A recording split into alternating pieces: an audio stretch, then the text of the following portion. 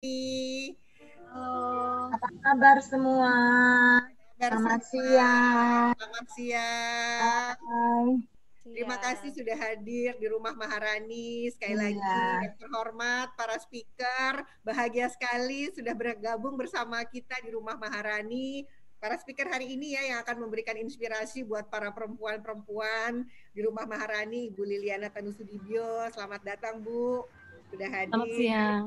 Selamat siang. Halo Ibu Liliana yang cantik. Halo, sama-sama. Sekali Halo. saya Salam kenal juga. Ya, salam kenal semuanya. Ibu Dewi Sianturi Ibu juga. Liliana, anak saya Samuel berteman dengan Jessica. Mereka sama-sama di Bayola. Oh iya. Kita akan buka ya ibu-ibu acara hari ini, sahabat-sahabat Maharani, dan MC kita hari ini adalah Loli Hutapea, relawan Rumah Maharani. Silakan Loli. Terima kasih Mbak Putu. Hai Selamat Loli. siang. Hai Bu Selamat Esra. siang. Hai Bu Putu. Hai Selamat Ibu siang. Peggy. Ya, halo Ibu. Selamat siang semua sahabat Maharani. Saya Loli Imelda Hutapea, bertugas sebagai MC hari ini. Senang sekali bisa menyapa kembali semua sahabat Maharani yang sudah meluangkan waktunya bersama-sama dengan kita di Cerita Wow Maharani. Apa kabar semuanya? Sehat dan bahagia ya? Bahagia. Amin. Tetap semangat berkreativitas di masa pandemi. Saya lihat ini ada beberapa sahabat yang sudah setia sekali ikut join di Cerita Wow Maharani. Terima kasih ya. Tapi ada juga yang baru pertama kali join nih. Selamat datang di Rumah Maharani. Selamat datang di Cerita Wow-nya Maharani. Sahabat Maharani semua, di sini kita bisa sama-sama belajar bersama speaker-speaker kita yang sangat luar biasa hari ini. Kita bisa mendengarkan cerita mereka yang pastinya sangat inspiratif. Apalagi tema kita hari ini adalah perempuan inspiratif di balik pria sukses. Pastinya sahabat Maharani yang pengen banget pasangannya jadi orang sukses, nggak sabar dong berbagi cerita dengan para speaker kita yang luar biasa hari ini. Dan Rumah Maharani kali ini kedatangan speaker kita yang sangat spesial, ada Ibu Liliana Tanusudibyo. Aduh, saya ngefans banget sama Ibu. Halo Ibu. Ya. Baik, halo. Terima kasih ya Bu waktunya. Sahabat Maharani, pasti semua sudah tahu ya siapa Ibu Liliana Tanusudibyo ini. Beliau wanita hebat, pasti aktif, cantik, dan istri yang luar biasa yang selalu support dan mendampingi tokoh Indonesia yang sangat dikagumi oleh banyak orang karena kesuksesannya, Bapak Hari Tanusudibyo. Dan Ibu Liliana juga direksi dari MNC Group tentunya, pakar kecantikan dan fashion, juga ketua Yayasan Miss Indonesia, dan hobi juga ciptain lagu ya Bu ya. Wah, ini baru tahu saya. Ibu ini saya luar biasa karena saya sangat tahu Ibu Liliana ini juga memiliki jiwa nasionalis yang sangat tinggi karena semua kegiatan beliau baik di dunia fashion dan lain-lain semuanya beliau lakukan karena kecintaannya terhadap bangsa Indonesia. Impian beliau membawa nama baik Indonesia di mata dunia pastinya. Apapun yang beliau lakukan tujuannya pasti untuk kepentingan masyarakat banyak. Thank you ya Bu sumbangsinya buat Indonesia. Terima kasih. Termasuk lagu perempuan yang kita putar ya, itu kata-katanya ada dari Ibu ya, katanya ya. Wow, luar biasa. Itu jadi lagunya Maharani loh Bu, jadi selalu kami putar-putar. Iya, luar biasa. Dan ada juga speaker kita yang nggak kalah keren tentunya, ada Ibu Dewi Sianturi.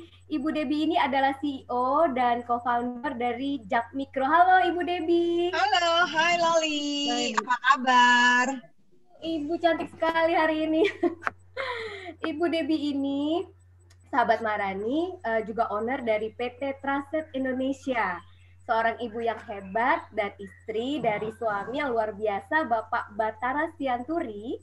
Jadi Bapak Batara Sianturi ini adalah orang pertama Indonesia yang berhasil mengukir namanya di jajaran direksi Citibank dan juga CEO Citibank Indonesia. Kita akan belajar banyak dari Ibu Dewi mengenai perjuangannya sebagai seorang ibu dan juga seorang istri, seorang wanita karir yang berjiwa sosial juga. Dan speaker kita yang nggak kalah serunya ini ada Ibu Peggy Suhardi. Halo Hai Ibu Peggy. Halo. Kak Peggy. Hai Kak Oh, Ibu Peggy, Peggy. Ya, Ujung Timur Indonesia. Ibu Peggy. Halo Ibu Peggy, sudah bersama kita ya Mbak Putu ya? Tadi sudah bersama kita, mungkin keluar sebentar, tapi pasti masuk lagi karena Ibu Peggy posisinya lagi ada di Kupang, jadi agak jauh di timur. Loli boleh ceritain sedikit siapa Ibu Peggy ini? Oh oke, sahabat Maharani, walaupun Ibu Peggy-nya belum muncul ya, saya juga tadi cari-cari. Jadi ada sesuatu cerita yang unik dari Ibu. Ada Ibu Peggy sepertinya, udah ada. Oh, tapi udah ada kok. Udah ada mana? Halo Ibu Peggy. Econ.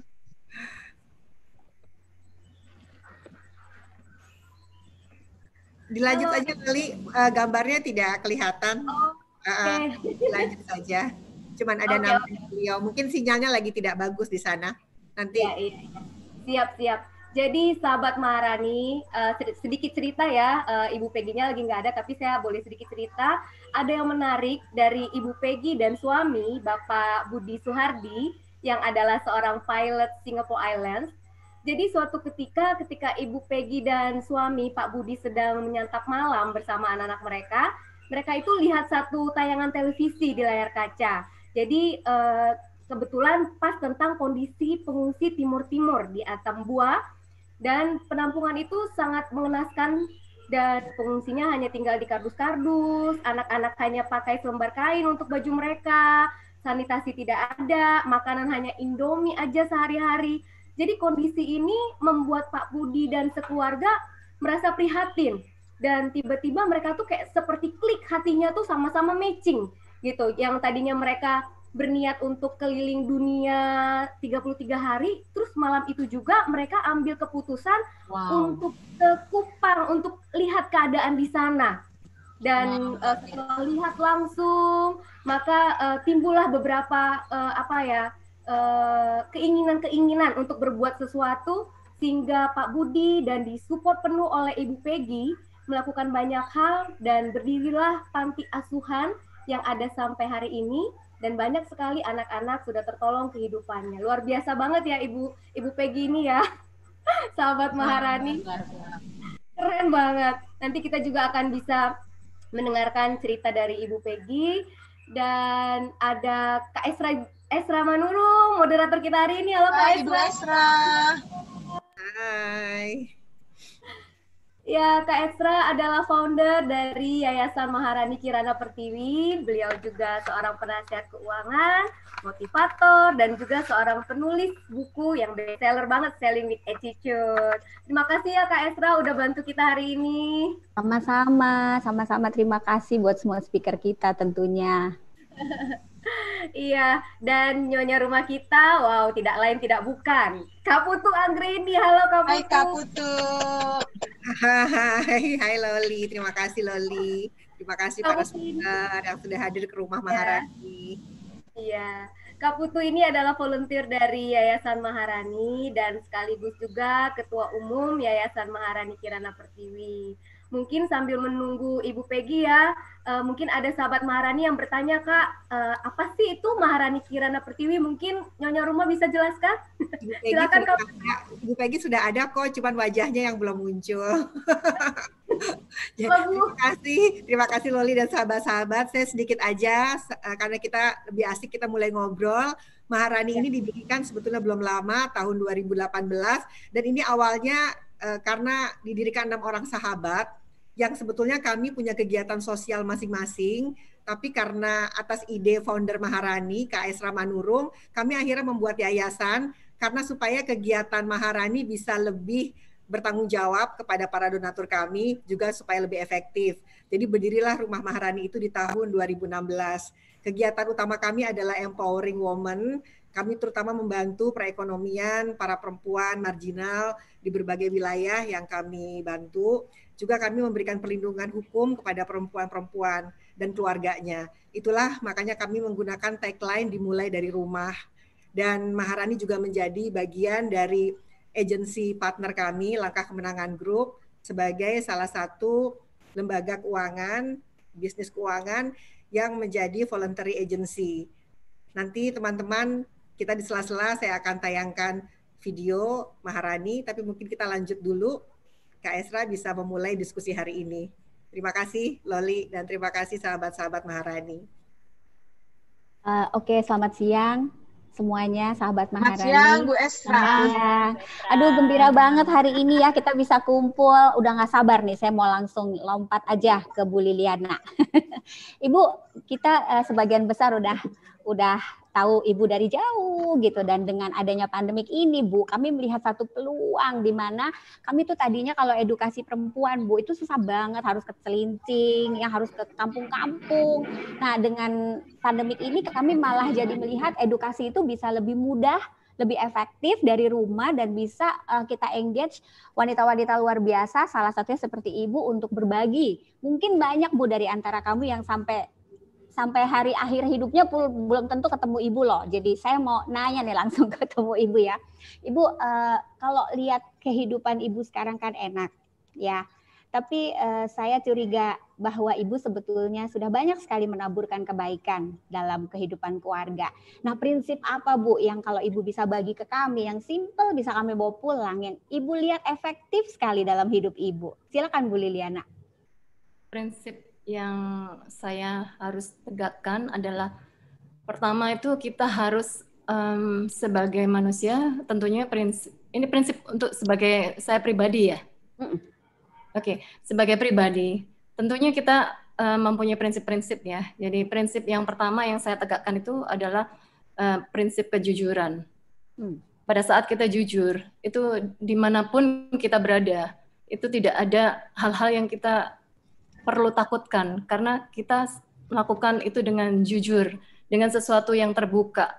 Jadi tidak ada yang ditutup-tutupin. Jadi apapun pada saat kita melakukan segala sesuatu yang orang bisa melihat gitu, bahwa kita memang melakukannya dengan jujur, pastinya itu akan membuahkan sesuatu yang baik. Dan selain kejujuran, prinsip di dalam hidup saya adalah saya tidak mau menyusahkan orang lain gitu ya. Pada saat kita tidak mau menyusahkan orang lain, artinya kita tidak pernah membuat sesuatu yang membuat orang lain itu susah gitu. Apapun itu, dalam rumah tangga atau dalam apapun, dalam pertemanan, dalam apapun. Jadi itu prinsip saya. Jadi salah satu lagi prinsip saya adalah disiplin. Pada saat kita melakukan segala sesuatu, kita harus disiplin melakukannya. Dan komitmen, pada saat kita komit sesuatu, kita harus lakukan itu semua. Karena tanpa, kalau sesuatu yang sudah komit, itu tidak boleh kita langgar. Itu saja prinsip saya. Wow. Bu, sehubungan dengan kejujuran, ya, bagaimana Ibu melihat wisdom kita perempuan terhadap suami? Nah, dalam pengalaman Ibu, ya, Ibu udah berhasil mendukung suami sampai beliau mencapai kesuksesan tertentu yang tidak bisa diukur hanya dari segi materi ya, tapi bagaimana Ibu get along sampai hari ini. Gimana Bu? Kan kita nih cewek ya, kalau mau jujur terus lagi kesel jujur, lagi marah jujur. Nah, kejujuran yang Ibu maksud dalam membangun pernikahan yang kuat juga itu gimana Bu aplikasinya Bu? Sejauh apa kita jujur?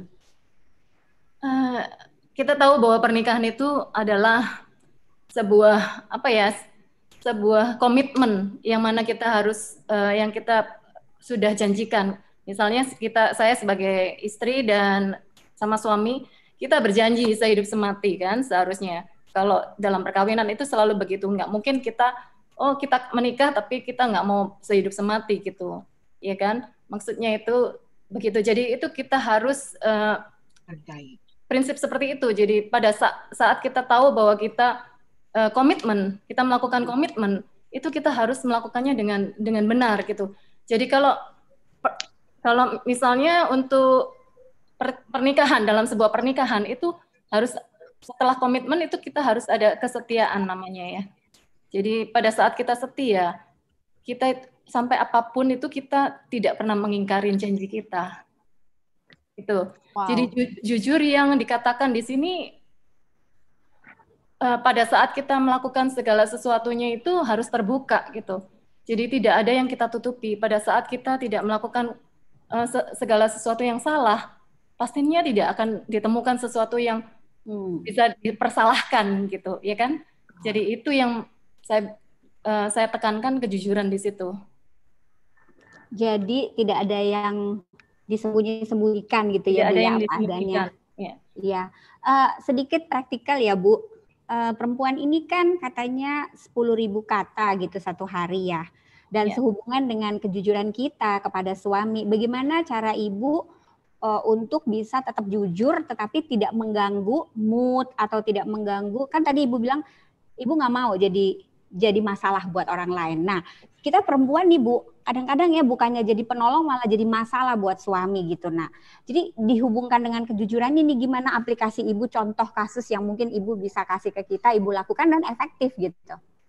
Kalau misalnya kejujuran yang saya bicara ini bukan kita banyak ngomong terus bicara terus semuanya diomongkan dari apapun kita bicarakan gitu, nanti juga pasti mengganggu suami. Jadi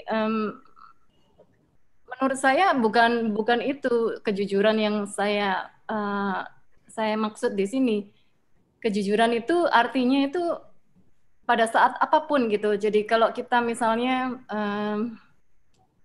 misalnya kita ada sesuatu yang masalah dari diri kita harus ceritakan kepada suami gitu. Atau suami kalau ada masalah apa, kalau kita rasa itu tidak bagus gitu, kita juga kemukakan kepada mereka gitu, kepada beliau gitu. Jadi apa yang tidak bagus gitu, tidak baik, ya kita bicarakan dengan benar gitu. Jadi kita nggak boleh gimana ya, ada suami istri yang tidak terbuka, jadi saling takut gitu. Itu nggak boleh. Jadi sebagai suami istri kita nggak boleh ketakutan sama suami kita, atau kita tidak boleh melawan dia gitu. Jadi kita harus tetap menghormati dia, tapi kita jujur, kita harus melakukan segala sesuatunya, kita terbuka. Apa yang kita nggak suka kita ngomong, apa yang keluhan dari suami ya kita perbaiki, harus seperti itu. Wow, berarti kita juga berani berkonfrontasi ya Bu ya? Oh tentunya dong, kita harus terbuka, karena komunikasi yang lancar itu adalah kunci keharmonisan dari sebuah rumah tangga. Soalnya saya sering loh dengar teman-teman bilang males ribut gitu loh Bu. Tapi sebetulnya ribut yang baik itu jadi Ibu encourage ya, kita berani konfrontasi kepada suami demi kebaikan. Bukan konfrontasi ya, artinya itu sesuatu yang kita bicaranya baik-baik gitu. Jadi cara bicara ya Bu ya, ada caranya ya. Ada tekniknya ya. Kita sebagai perempuan kita tidak boleh asal konfrontasi, kita asal menuduh atau asal melakukan hal-hal yang superwoman gitu, atau kita merasa lebih dari dia, itu nggak suka. Suami pasti nggak suka. Wow, menarik Bu Liliana. Ibu juga kan cukup penampilannya bisa dibilang selalu awet muda ya. Nah, selalu langsing loh, selalu langsing ya. Aku ada dengerin YouTube-nya Ibu yang 40 random question, menarik sekali ya. Jadi Ibu mengencourage para wanita untuk tetap awet muda, tetap cantik. Nah, Bu, itu ngomong-ngomong tiap hari olahraga atau gimana Bu? Bisa kayak gitu Bu? Supaya kita semangat nih Bu, supaya semangat nih. Ya mungkin ya, kalau olahraga itu sih bagi saya bukan satu keharusan ya. Keharusannya itu harus jaga makan, maksudnya jaga mulut kita gitu. Kalau kita mau benar-benar, kalau kita olahraganya banyak tapi makannya banyak juga sama aja gitu. Jadi harus jaga cara kita, lifestyle kita gitu. Kalau olahraga tiap hari sih tidak saya tidak olahraga tiap hari. Oh, jadi lebih kepada jaga makan ya Bu? Iya, seminggu sekali saya olahraga, atau kadang-kadang nemenin Bapak juga saya olahraga. Tapi kalau Bapak setiap hari, tapi saya kadang-kadang kan harus ngurus sesuatu, jadi ngurusin anak dulu, harus ngurusin apa-apa dulu gitu. Jadi saya nggak sempat untuk selalu olahraga gitu. Jadi ada hal-hal yang saya dahulukan, ada hal-hal yang saya bisa sacrifice. Jadi saya harus bisa mengimbangi itu semua gitu. Bu, tadi Ibu mengatakan mengenai bagaimana seorang perempuan kita mesti punya cara ngomong sama suami, kita menghormati dia, sementara kita juga mesti jujur dengan keperempuanan kita ini yang sebenarnya kepengen selalu ngoceh gitu kan ya Bu ya. Saya melihat ada satu kekuatan yang tanpa Ibu sebutkan sebetulnya Ibu jalani. Nah, pastilah Ibu pernah ingin menyerah. Saya kawin juga 23 tahun sebenarnya sering pengen menyerah Bu. Teman saya pengen nanya nih sama Ibu, tapi saya nggak nyerah loh Ibu ya, sampai hari ini tetap yes gitu. Nah saya mau tanya sama Ibu, kalau Ibu lagi down, apa yang Ibu lakukan untuk menguatkan kembali hati Ibu? Maksudnya menyerah ini dalam maksud krisis pernikahan. Dalam menghadapi tantangan, dalam menghadapi dilema, dalam ya jatuh bangun pernikahan kan pasti ada Bu, nggak mungkin kita kan enak-enak terus. Nah, tips Ibu apa pada saat Ibu drop, Ibu down, apa yang efektif sekali Ibu lakukan dan membuat Ibu tetap kuat seperti sekarang? Jadi dalam kita menghadapi krisis ada dua tindakan yang biasanya banyak orang itu menghadapi krisis, mereka malah down, mereka malah melakukan hal-hal yang membuat mereka lebih depresi gitu. Tapi ada satu tindakan lain lagi pada saat menghadapi krisis malah terpacu melakukan hal-hal yang positif, melakukan hal-hal yang lebih membangun diri. Itu yang saya lakukan. Jadi saya tidak Kenapa?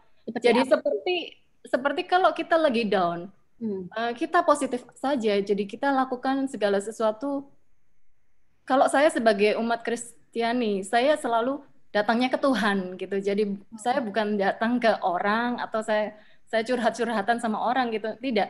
Saya building spiritual saya sendiri gitu. Jadi saya datangnya ke Tuhan, banyak doa, banyak mengucap syukur. Nanti semuanya pasti ada jalan keluarnya dan pasti ada segala sesuatunya itu pasti diberikan pewahyuan gitu, revelation gitu. Jadi kita tahu bahwa hidup ini kita adalah ciptaan manusia, Tuhan kan, kita ciptaan Tuhan, manusia adalah ciptaan Tuhan. Jadi ada sesuatu yang lebih besar di atas kita gitu. Jadi kalau kita ada sesuatu yang kita merasakan kita itu lemah, kita harus menguatkan diri gitu. Jadi kita harus datang kepada Sang Pencipta kita untuk spirit kita kuat lagi gitu. Wow. Jadi saya membuat sebuah kesimpulan bahwa doa adalah cara Ibu untuk menguatkan kembali saat Ibu mengalami semangat yang patah atau mental yang lagi down. Dan Ibu melihat ini sangat efektif dalam perjalanan Ibu. Nah, sebelum kita masuk ke pertanyaan berikut, Bu, Mbak Putu, boleh nggak diputar kegiatan Maharani supaya ibu-ibu juga lihat nanti Bu Liliana. Saya pengen tanya nih mengenai Ibu dulu kan pernah menemani Bapak di Amerika ya waktu Bapak sekolah. Dan itu pasti nggak gampang ya. Pada saat seperti ini Ibu kalau nggak salah udah punya anak 4 atau 5 gitu ya. Dan suami satu ya Bu ya. Dan suami waktu itu Ibu mendampingi sampai kemudian Bapak kembali ke Indonesia. Boleh nggak Ibu cerita kepada kami apa sih nasihat Ibu kepada kami bila kami sekarang ini sedang seperti itu gitu loh Bu. Kami sedang mendampingi suami-suami kami dari bawah untuk dia betul-betul mencapai panggilannya. Mbak Putu silakan diputar videonya. Kita lihat sebentar ini beberapa kegiatan Maharani yang terdokumentasikan walaupun tidak banyak. Saya coba share ya.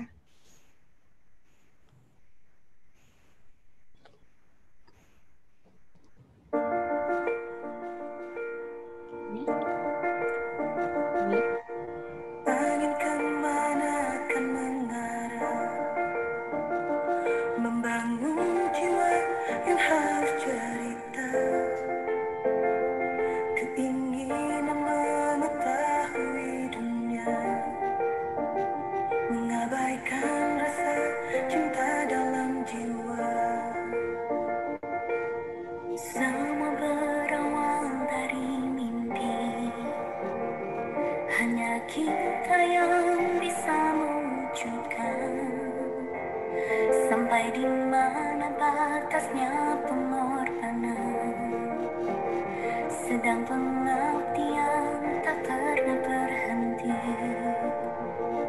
Aksara yang menari di atas awan,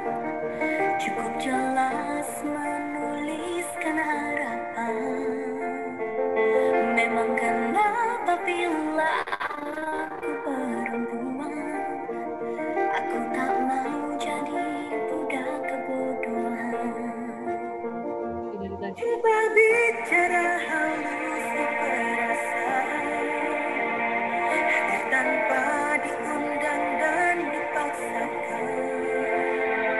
Memang kenapa bila aku perempuan, aku tak mau jadi budak kebodohan.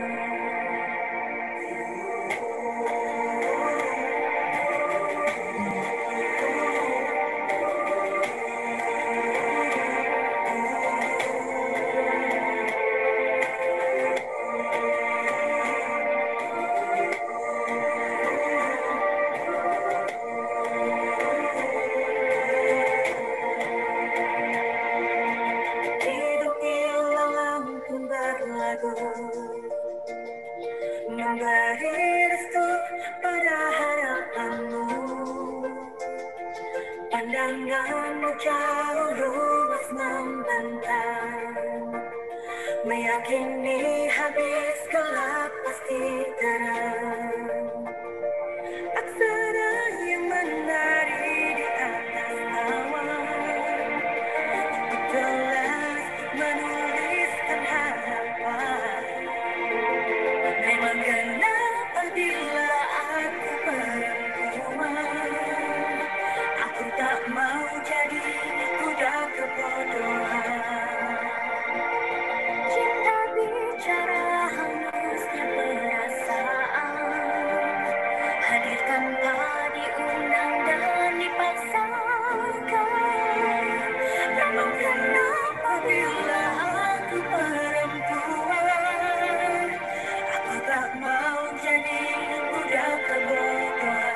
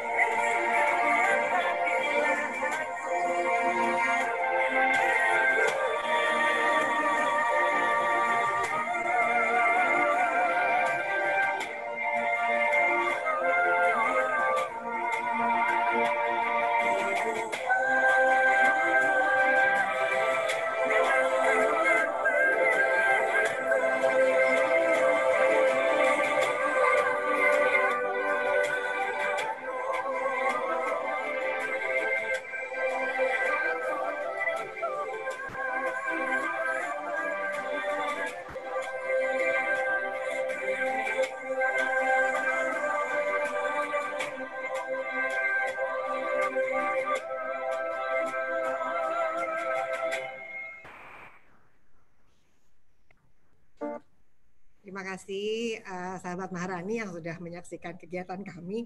Ini memang hanya sedikit yang kami tayangkan, tapi kami berharap dengan yang sedikit yang kami lakukan bisa memberikan inspirasi dan membantu banyak perempuan. Silakan Kak Esra dilanjutkan. Terima kasih Mbak Putu.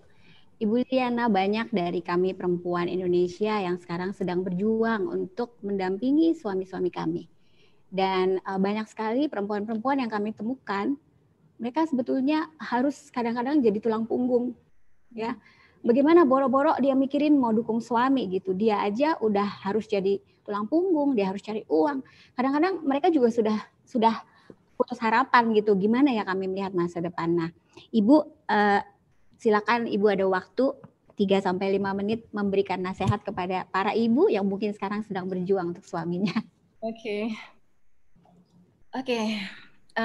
Saya ingin berbicara mengenai konteks kita sebagai perempuan. Pada saat kita menjadi perempuan, kita itu diciptakan sebagai penolong bagi laki-laki. Ya. Jadi jika kita bisa menolong mereka, itu berarti kita sukses. Ya kan? Karena tugas pokok kita itu memang menolong dia. Kita menolong laki-laki. Pada saat seorang ibu bisa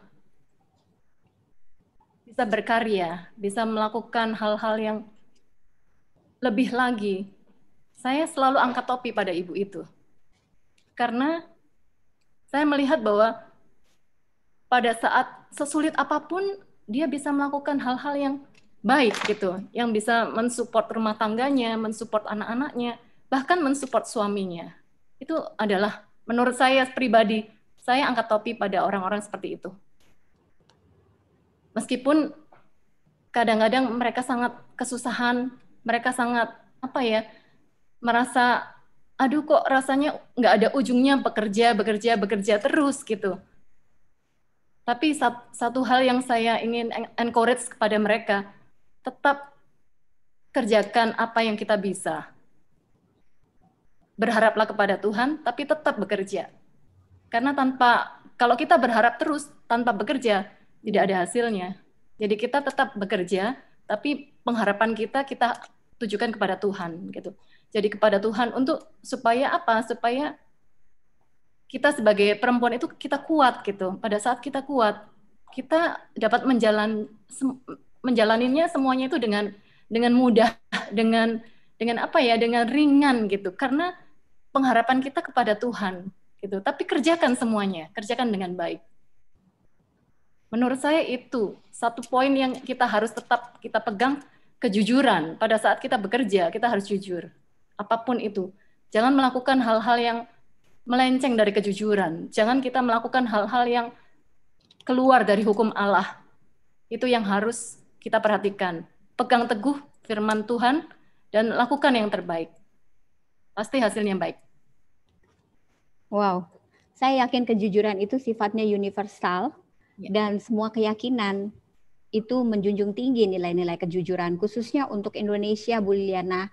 Kejujuran itu masih merupakan satu target yang harus dibangun di dalam diri masyarakat Indonesia, perempuan, dan saya yakin Bu, melalui perempuan kita bisa membangun karakter kejujuran ini kepada generasi berikut.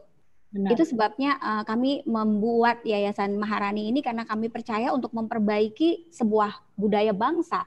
Peranan perempuan itu hebat sekali dan lingkup yang bisa dia rubah adalah rumahnya, Bu. Karena kalau rumah saya jujur, Bu, rumah Ibu jujur, rumah Ibu Debbie jujur, rumah Ibu Peggy jujur, rumah Mbak Putu jujur, lama-lama kan satu RT jujur gitu ya, Bu ya. Itu sebabnya kami tidak menganggap enteng peranan perempuan. Kami sangat percaya kalau negara bisa bicara kepada perempuan, sebetulnya we can win Indonesia untuk menjadi Indonesia maju. Jadi ibu-ibu semua yang ada di sini, peranan Anda itu luar biasa banget. Indonesia ini hanya bisa maju kalau perempuan-perempuannya itu belajar jujur. Dan aku yakin ya, nggak ada korupsi yang akan meningkat kalau kita memegang tadi apa yang Ibu Liliana bilang, jujur, terutama ajarin ini ke anak-anak. Aduh, menarik banget, Bu. Karena untuk jujur ini benar-benar buat Indonesia kalau aku bilang ya nomor satu yang harus dibangun ya Bu ya. Iya, karena gimana bisa korupsi kan karena nggak jujur. Karena nggak jujur dan saya belajar jujur justru dari mamah gitu. Mamah lah yang mengajarkan saya jujur dan bukan ngejelekin tapi bapak saya ngajarin nggak jujur gitu. Jadi saya bingung mau ngikutin yang mana. Sampai akhirnya saya bikin keputusan sendiri, saya jujur aja sendiri gitu. Oke Bu, tadi sedikit lagi ibu-ibu, bapak-bapak yang mau nanya sama Ibu Liliana silakan ya bisa langsung chat. Nanti kita akan pilih jawaban yang terbaik. Ibu Nyonya Rumah akan memilih dan Ibu masih sempat jawab kita mumpung Ibu masih ada. Karena nggak tahu nih Ibu akan stay sama kita sampai akhir atau tidak. Terima kasih Ibu sudah join bersama kami. Kami Mbak bisa dilihat ya pertanyaan kalau ada yang masuk akan dibaca. Sambil menunggu teman-teman chat, mungkin saya mau sampaikan sedikit. Kan Maharani juga mengumpulkan produk-produk dari sahabat-sahabat, produk-produk yang punya histori di belakangnya. Jadi nanti saya sambil nunggu ya yang mau bertanya silakan chat. Tapi saya mau kasih lihat hari ini saya mau memperkenalkan lagi Kazay Rice. Kazay Rice ini beras yang ditanam oleh petani lokal di Jawa Barat dan di Bali. Benar-benar petani dalam negeri, tetapi ini menggunakan bibit dan sistem teknologi dari Jepang. Dan yang membawa bibit dan membantu petani-petani ini mengelola beras yang benar-benar kualitas internasional, ini adalah seorang perempuan Indonesia, lulusan Amerika, Ibu Cynthia Wirawan, tapi dia turun membantu petani-petani. Dan dia sudah, kemasannya udah cantik banget, ini beras organik, ada beras merah, beras coklat, sama beras hitam, dikemasnya juga cantik banget. Ini kemasannya, nanti semua speaker akan dapat ya, oleh-oleh dari Rumah Maharani, ini beras Kazay Rice, yang benar-benar kita tuh banyak perempuan-perempuan yang punya semangat dan spirit untuk bagaimana menaikkan produk lokal kita. Terus nanti juga saya mau kasih oleh-oleh, Nyonya Rumah mau kasih oleh-oleh buat para speaker, dan nanti ada juga peserta ya yang akan dapat hadiah besok pagi. Ini ada produk organik yang dibuat oleh milenial. Milenial, Mbak Christine ini buat produk organik yang semuanya dari alam. Jadi ini dia ada sabun alam, juga ada hand sanitizer, ada lip balm, ada body care ya, ada body lotionnya, itu semuanya dari produk organik. Dan Mbak Christine ini sebenarnya dia mengajarkan anak-anak asuh di panti asuhan yang dikelola oleh Ibu dikelola oleh Ibu Peggy ya di Kupang. Ibunya. Maminya gitu. Jadi luar biasa perempuan-perempuan Indonesia itu kreativitas banget, apalagi di masa pandemi. Makanya kami mempromosikan produk sahabat-sahabat karena banyak sekali yang kreatif, mereka berjuang untuk tetap hidup. Dan perempuan Indonesia dan perempuan di seluruh dunia itu punya survival yang tinggi untuk bisa selalu mengikuti apa yang terjadi, dia bisa survive gitu, itu yang luar biasa. Oke, saya aku balik lagi ke Bu Liliana, sedikit cerita Ibu dong, pengalaman Ibu yang sangat menarik mendampingi Bapak di masa susah dulu waktu di Amerika. Boleh sharing sama kami, mungkin nanti jadi mirip-mirip, kita jadi semakin kuat gitu. Silakan. Oke, saya menikah muda sama Pak Hari. Pada saat itu saya usianya 19 tahun. Jadi kami sama-sama sekolah di luar negeri, di Kanada, waktu itu bukan Amerika, di Kanada. Dan saat di Kanada, saya punya satu anak, Angela. Angela jadi sekarang wamen ya. Nah, itu ceritanya memang sangat-sangat penuh perjuangan, karena kita sebagai student, kita sudah menikah dan kita punya satu anak, gitu ya. Jadi pada saat itu suami ngambil master degree dan saya ngambil fashion di sana. Jadi memang kita harus sama-sama, karena begini ya, setiap pernikahan itu ada komitmen. Pada saat kita komit, itu kita harus menjalankan dengan benar. Setiap pernikahan pasti ada, pertamanya itu kita mau menikah karena kita saling mengasihi kan, saling mencintai, iya kan? Pastinya kalau nggak mencintai kan nggak mungkin menikah gitu. Jadi karena saling mencintai, saling komitmen, ya kita harus jalankan gitu. Jadi harus mempunyai komitmen. Yang komitmen itu yang harus dipegang kalau pada saat kita menikah, ya. Jadi mau susah, mau senang, itu kita tanggung bersama. Jadi pada saat di Kanada memang nggak mudah, karena kita sebagai student, kita punya anak, kita harus bagi waktu, antara sekolah kita bagi waktu. Jadi suami sekolahnya waktu sore, saya sekolahnya pagi, ngambil pagi. Jadi kita bagi waktu seperti itu. Dan Angela itu ada di tangan kami, maksudnya diasuh berdua antara suami dan saya gitu. Jadi suami ngasuh Angela juga waktu saya sekolah, dia ngasuh Angela pada saat saya sekolah, pada saat suami sekolah saya yang asuh gitu. Jadi seperti itu. Nggak mudah sih, tapi ya itu karena komitmen, sekali lagi komitmen itu, karena cinta dan komitmen itu yang membuat kita tangguh di situ. Dan memang banyak suka dukanya, karena memang saat itu kita juga masih muda gitu ya, masih umur saya 19 dan Bapak waktu itu 21 menikahnya, tapi kan setelah punya anak 20 lebih gitu kan. Jadi udah harus sendiri, harus mandiri, harus semuanya sendiri gitu. Jadi ya memang ada tantangannya, tapi ada sesuatu value yang kita bangun di situ. Kita membangun rumah tangga yang benar-benar tanpa melibatkan pembantu, tanpa melibatkan siapapun di situ. Jadi suami, istri, dan anak. Jadi kita atur sedemikian rupa sehingga kita melakukannya dengan benar gitu. Jadi kalau sekarang banyak sekali ya anak-anak muda yang punya susternya, ada setiap anak punya suster gitu ya. Saya dulu nggak punya suster, saya nggak pakai suster. Jadi saya asuh anak saya punya suster pada saat anak kelima. Kan dari anak ke-1 sampai ke-4 saya nggak pakai suster.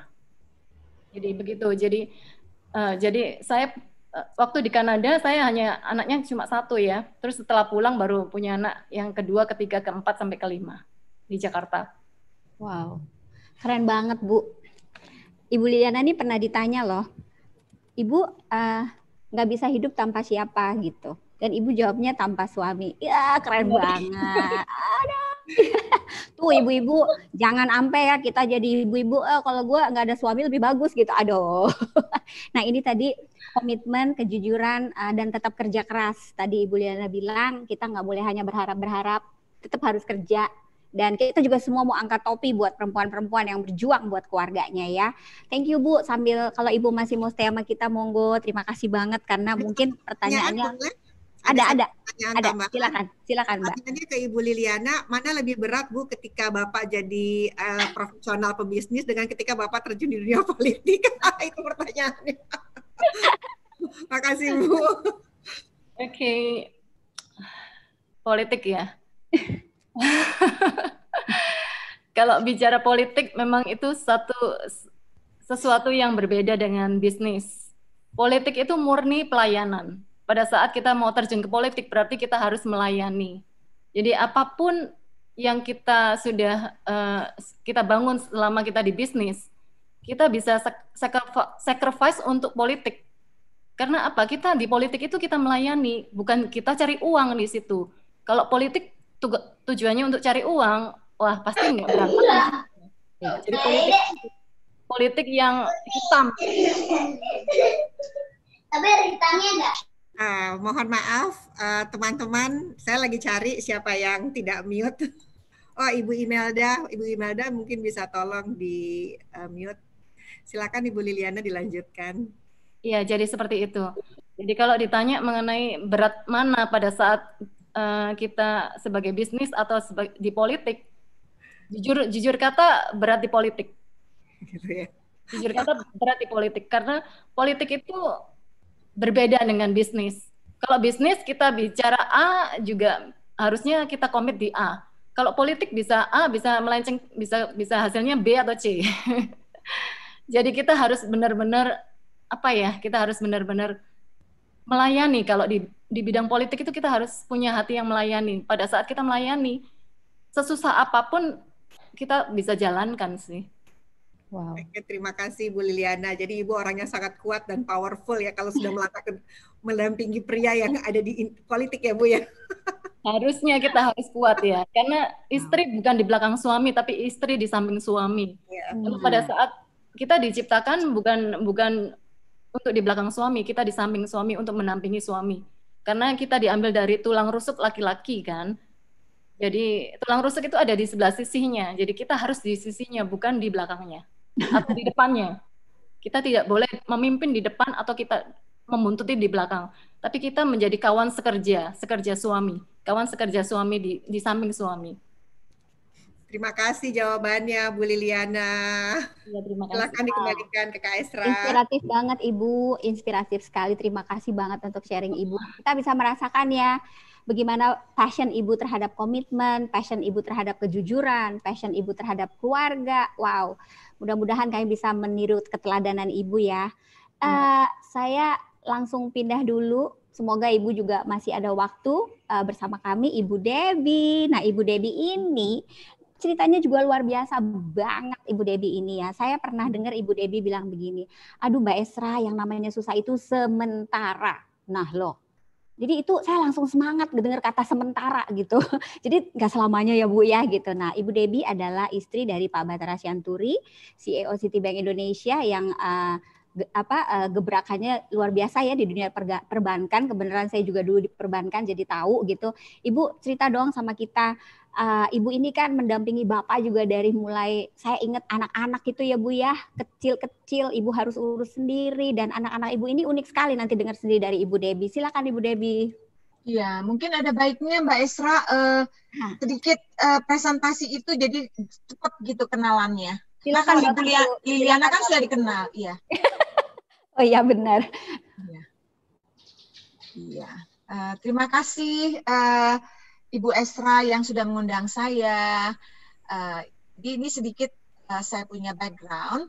Sekarang saya tuh bergerak di bidang IT dan fintech.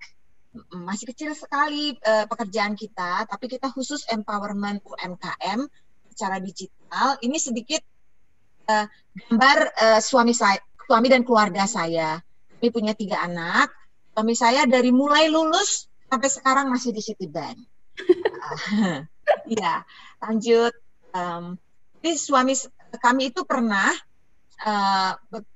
menjadi expatriate di Citibank di Australia, di Hungari, dan juga di Filipina. Kembali ke Indonesia 2015, jadi agak sedikit disconnected dengan community di Indonesia. Kami baru saja merayakan ulang tahun perkawinan ke-31. Nah, jadi kami ya 31 tahun itu ekstra karena kalau saya bandingkan pernikahan ayah dan ibu saya, karena ayah saya berpulang 84 tahun, mungkin saya pikir ayah saya belum mencapai 30 tahun ya. Jadi diberi umur panjang, diberi perkawinan yang berumur panjang, itu juga udah satu berkat. Jadi bisa kembali ke atas dulu. Ya, jadi yang ini, istri saya yang pertama itu namanya Naomi. Ya, dia sudah menikah dengan orang Amerika. Dia seorang US Navy officer.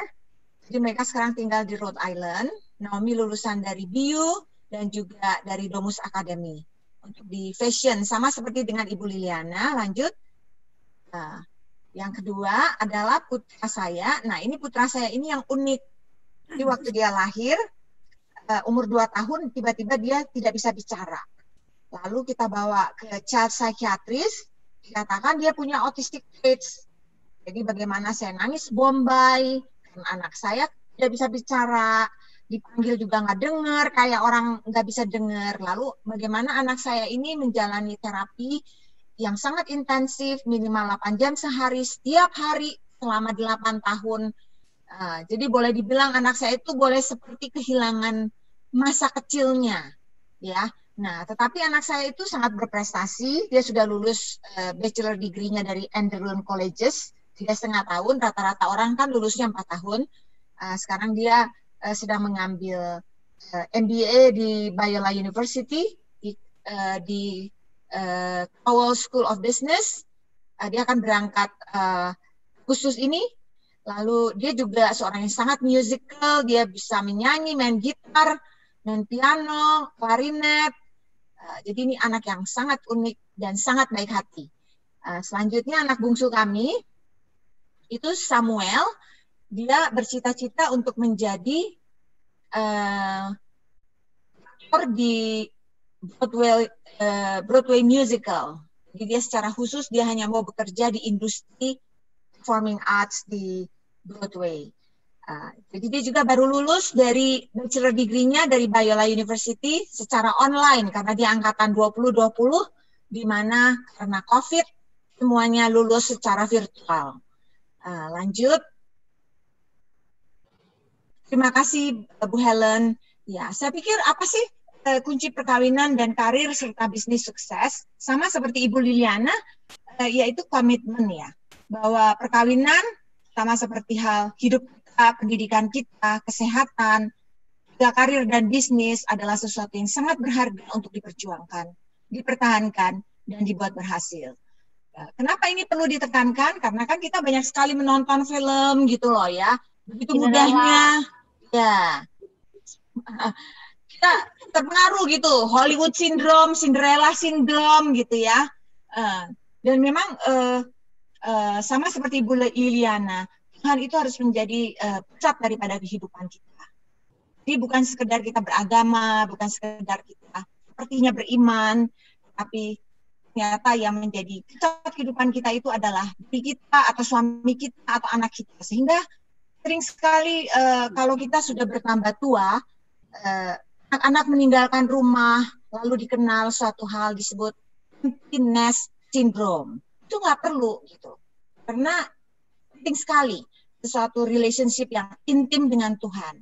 Jadi tidak hanya sekedar beragama, punya tradisi, tapi what is the relationship with God? Nah, jadi bisa kembali ke atas ya Mbak ya. Tadi yang terakhir, iya. Karena di situ ada beberapa poin-poin ya. Oke, saya akan baca dari sini. Jadi juga kalau kita banyak sekali kita ya sebagai istri atau sebagai ibu menggantungkan happiness kita itu kepada suami, kepada anak, atau kepada mertua, atau ipar, atau saudara, dan pasti kita akan kecewa. Nah, siapa yang tidak bisa mengecewakan kita adalah Tuhan. Jadi istri itu karena seperti kata Ibu Liliana, saya aminkan, kita itu adalah penolong. Nah, penolong itu dia harus bersandar kepada Tuhan. Karena kalau bersandar pada manusia, kepada teman, kepada sahabat, hari ini baik, besok jahat, hari ini janji A, besok lupa gitu ya. Kita akan dari kecewa, kita dibawa kepada kecewa. Tapi kalau dengan Tuhan, we can have all. Kita bisa punya peace, kita bisa punya love, kita bisa punya joy. Jadi kita tidak usah memang mengandalkan manusia. Walaupun ini. Jadi, saya cerita, saya mulai menikah dengan Pak Batara, itu juga startingnya juga zero ya. Walaupun Pak Batara itu lulusan Amerika, saya lulusan UI, kita bekerja, saya menikah waktu Pak Batara asisten manajer, belum punya rumah, belum punya mobil, pinjam dari orang tua. Tapi kita bisa happy, karena happy itu adalah suatu keputusan, bukan suatu situasi, bukan suatu keadaan. Happy it is my decision gitu loh. Why should I be happy? Because God loves me gitu. Because I have relationship with God gitu. Jadi buat saya itu menjadi prinsip. Walaupun rumah kita waktu itu kecil ya, boleh dibilang kita sewa rumah RSSSS gitu ya. Rumah sangat sempit sekali, gitu ya. Sampai selonjoran nggak bisa gitu misalnya ya. Tapi kita selalu bersyukur karena kita menikmati belajar mandiri. Jadi orang lain mungkin melihat, oh dia menderita ya gitu. Menderita itu sifatnya relatif gitu loh. Iya kan, bahagia juga sifatnya relatif. Tapi kan we make decision to be happy. Jadi dari awal suami saya sangat career oriented, bisa kerja dari pagi sampai malam, weekend juga kerja. Nah, tapi because I'm happy because I have relationship with God. I have intimacy with God. Jadi kita nggak menggantungkan, oh saya happy kalau suami saya ajak saya nonton, oh saya happy kalau saya diajak makan-makan ke restoran, ya enggak gitu loh. I'm happy because I'm happy, that's my decision.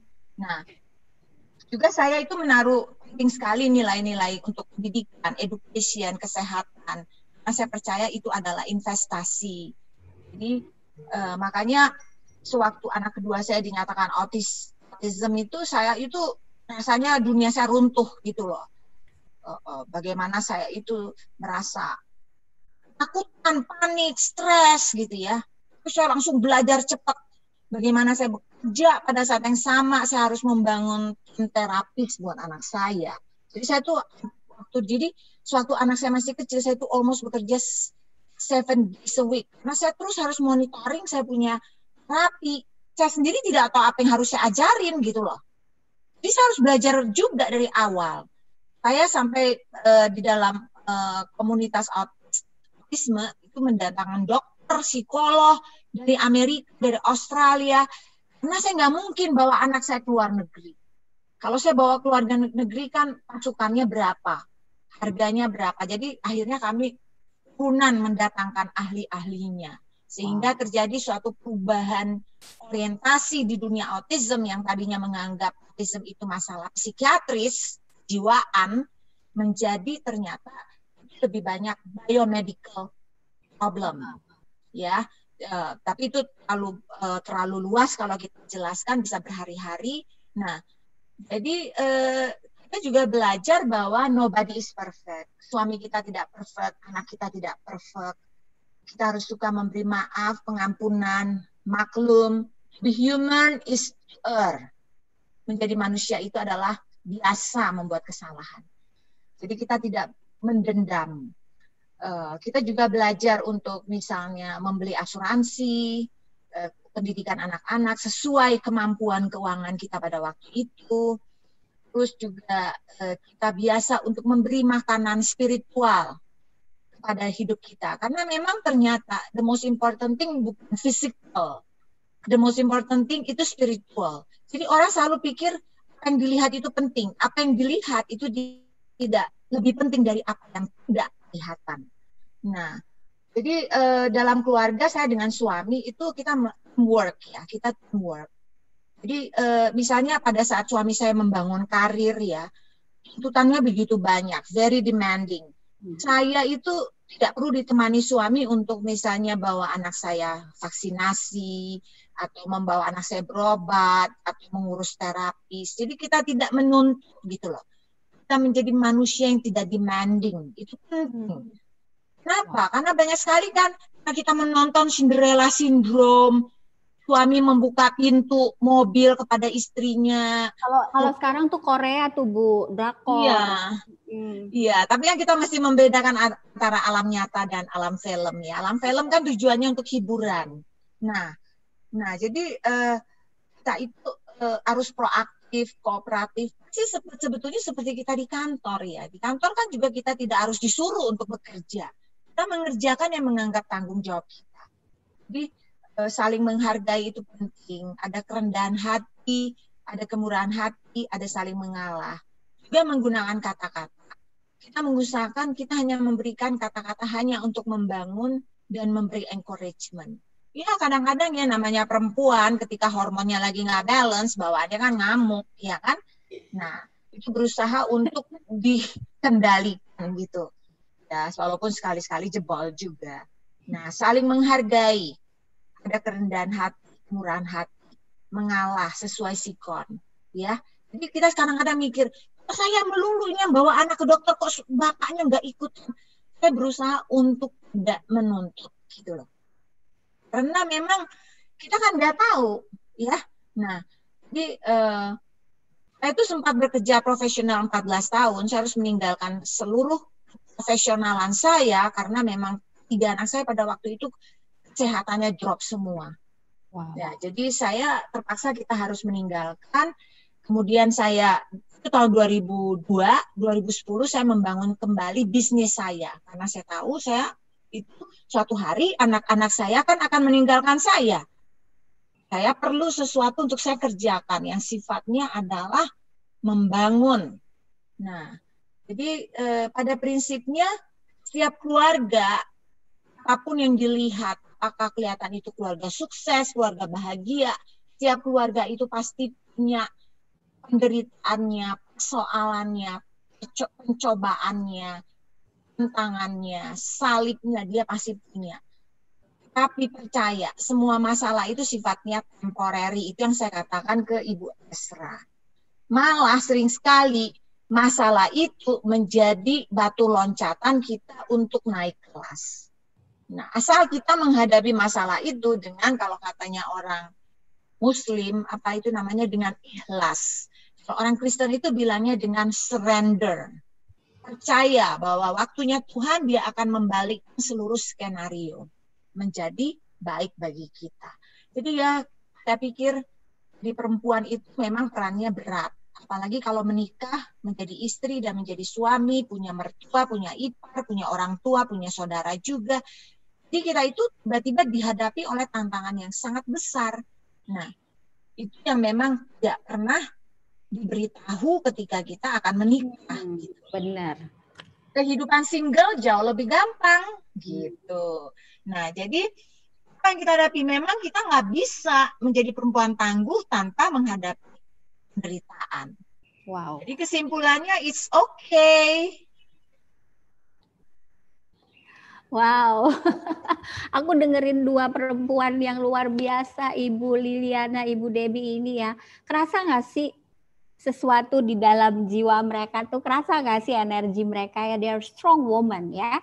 Dan kita memang membuat acara ini untuk katanya tuh energi itu bisa ditransfer supaya kami bisa menaburkan kepada banyak sekali perempuan, karena kita langsung live di YouTube ini ya Bu ya.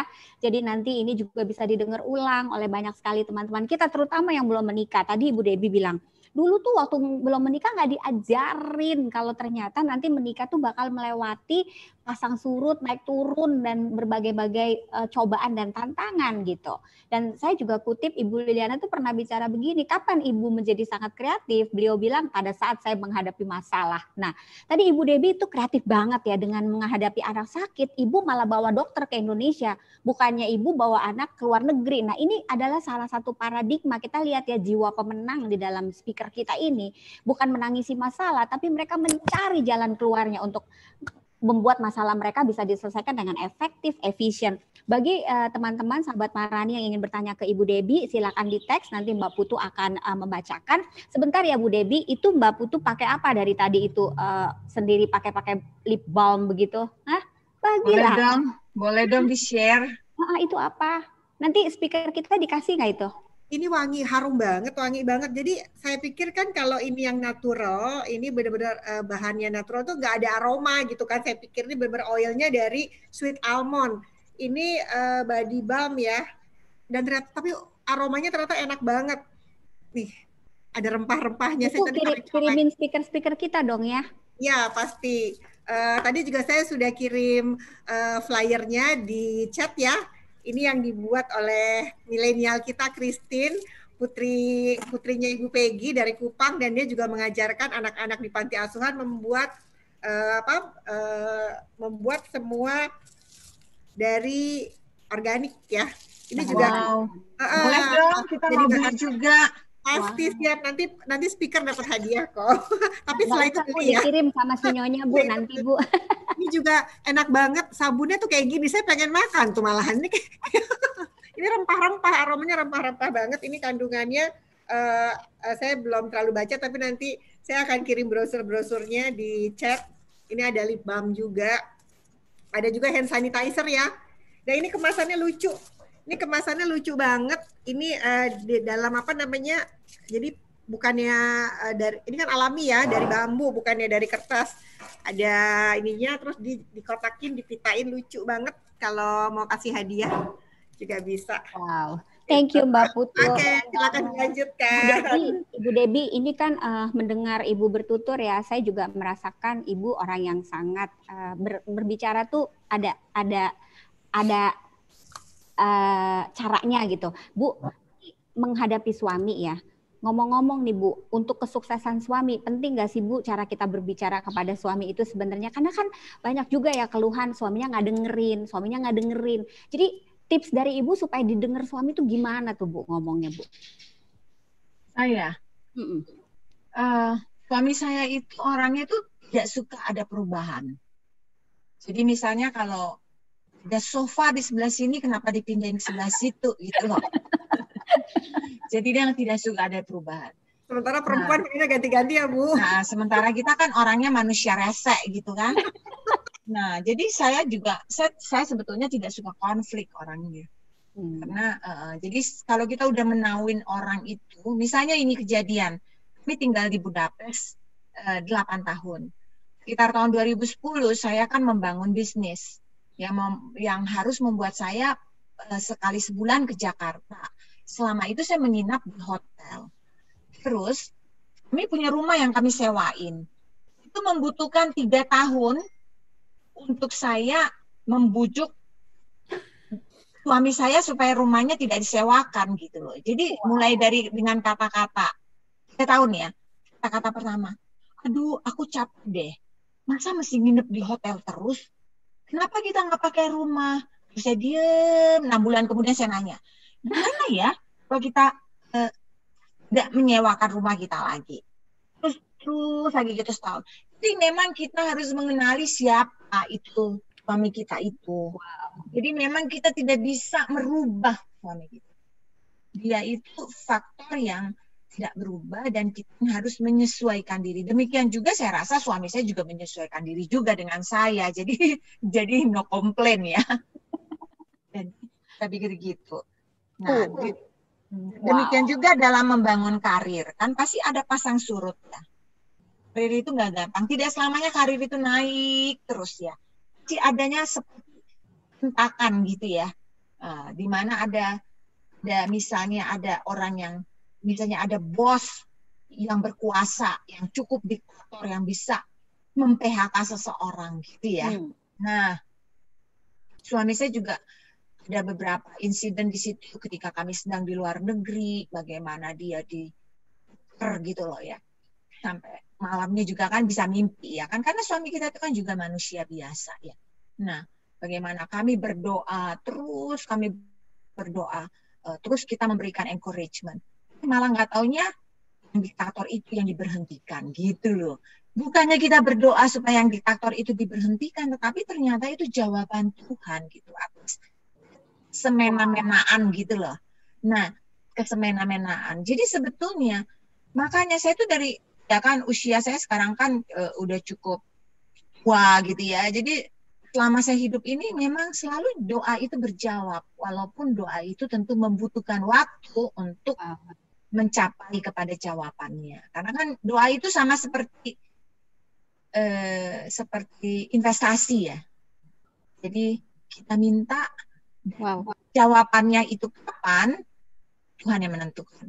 Saya rasa begitu ya. Aduh, baru sekali aku dengar doa itu investasi. Bener banget tuh.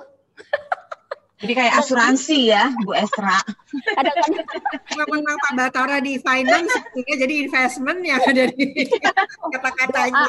Itu nggak akan lupa ya, nggak akan lupa. Doa adalah investasi perempuan untuk kesuksesan suaminya. Amin. Dan jangan diatur-atur kapan tuh kata Bu Dembi, pasti akan sementara saja. Bu, Ibu jangan kemana-mana dulu ya Bu, masih ada pertanyaan untuk Ibu dan tolong Ibu siapin juga jawaban buat kami. Gimana sih cara Ibu mengencourage Bapak? Tadi Ibu cerita tuh kan ada kalanya perjalanan seorang profesional itu juga berat. Nah Ibu tadi cerita Ibu encourage Bapak. Ceritain dong ke kita gimana cara mengencourage-nya, karena kan berhasil encouragement-nya, kelihatan dari output-nya, result-nya.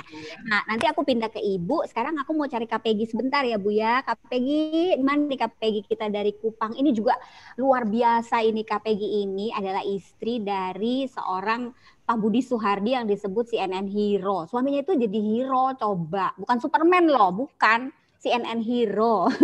Jadi dulu kita kan pengennya kan punya suami superhero. Nah ini Kak Peggy kesampaian tuh punya suaminya superhero. Nah, halo Kak Peggy, where are you Kak? Mana dia Kak Peggy? Nah itu dia. Kak Peggy ini lagi di kebun tuh. Saya tahu itu kebun bunga-bunganya. Kebun bunga-bunga. Kak Peggy cerita sedikit Kak. Kan dulu tuh hidup enak di Singapura. Ya kan, tinggal di apartemen di Singapura. Suami adalah pilot SQ, kemana-mana pakai first class. Tiba-tiba ini kenapa jadi pindah ke Kupang itu?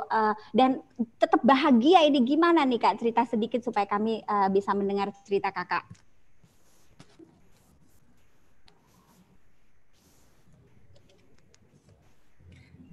Kak Peggy, karena paling jauh nih di Kupang, mungkin lagi terputus ya. Hai Kak Peggy.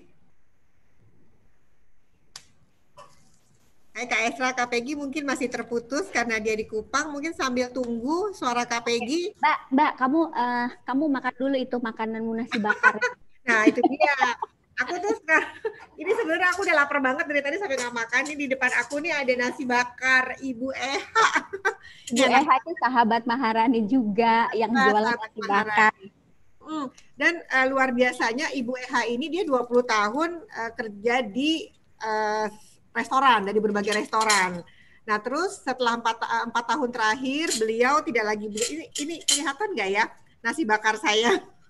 Wah sampai pada nengok. Ini nasi bakar ada 2 macam, ada nasi bakar ikan teri sama nasi bakar isi ayam. Ini enak banget tuh, saya cicipin dikit deh. Enak banget. Enak banget. Dan karena Ibu Eha ini dari restoran ke restoran, jadi dia itu bisa semua masakan, walaupun dia di administrasi aja, tapi kan dia sering berhubungan dengan koki-koki. Pada saat dia mau ngurusin anaknya 4 tahun yang lalu, dia berhenti bekerja. Nah pada saat dia berhenti bekerja itulah dia berkreasi, dan hasilnya ini saya sharing ya, dia bikin nasi bakar, nasi Jambi, nasi ayam khas Medan, pokoknya aneka nasi bogana, nasi mandi, nasi ulam, saya sampai, dan itu seru banget, enak-enak banget. Jadi sebelum pandemi, dia itu kan suka terima pesanan, dia nggak punya restoran karena ya nggak ada modal ya. nggak punya restoran, nggak punya ini, tapi dia terima pesanan-pesanan. Tapi pada saat pandemi itu kan pesanan drop dong, karena nggak ada yang. Nah akhirnya dia keliling ke rumah-rumah. Jadi Bu Eha ini luar biasa, dia pakai motor, mau sarapan pagi tuh dia tinggal share, mau apa, mau nasi lemak, nasi menggono. Biasanya satu hari tuh ada 4 menu. Dan dia dengan motor dibonceng suaminya, kebetulan suaminya juga karena kondisi sedang tidak bekerja, dia keliling loh, cuman bawain 2 nasi bakar, dia udah seneng banget, dia anterin ke rumah-rumah, nasi lemak, nasi menggoreng itu, makanya aduh saya ngerasa itu dekat rumah saya kebetulan, makanya saya pengen banget promoin karena memang rasanya itu enak banget. Enak banget, dan bisa pesen nasi apapun. Dan dia spiritnya adalah Indonesia, pokoknya ada makanan apapun di daerah dia akan pelajari, dia buat. Jadi sampai di kampungnya Kak Esra ada, nasi di Bali ada, dia bisa semua. Dan sambalnya juga enak. Gitu. Nanti ya, di-share Mbak kontaknya supaya bisa ibu-ibu yang mau pesen ya. Ya, ini sudah ada teleponnya, dia akan antarkan kemanapun, ke ujung mana dia antar. Iya, thank you banget. Tetap semangat tadi yang Ibu Liliana bilang, kita harus tetap kerja. Nggak boleh berharap-berharap, tetap kerja. Luar biasa. Aku sambil nunggu Kak Peggy, mungkin ada Pak Budi di sini ya. Aku pengen dengar aja lah, Pak Budi. Coba dong ceritain mengenai Kak Peggy ini luar biasa loh. Kemarin aku telepon lagi nyangkul, tahu nggak Mbak, di Kupang. Pak Budi, coba dibuka speakernya Pak Budi, karena ada suaminya di sini Mbak. Ada Pak Budi suaminya. Pak Budi. Selamat siang. Nah, coba ceritain Kak Peggy sedikit dong. Ini loh Pak Hero-nya. Pak Hero. Pak. Ini bukan nggak sopan ya pakai topi, karena sudah 4 bulan lebih saya belum cukur, jadi rambutnya kena mata, jadi saya pakai topinya dibalik. Wow. Pak Budi, yang mengenai Ibu Peggy, apa yang paling menarik dari Ibu Peggy ini loh Pak? Yang paling menarik ya tangannya bisa narik. Yang membuat Bapak tuh tetap kuat. Tarik. Ya, bagi saya ya kita bertemu waktu itu banyak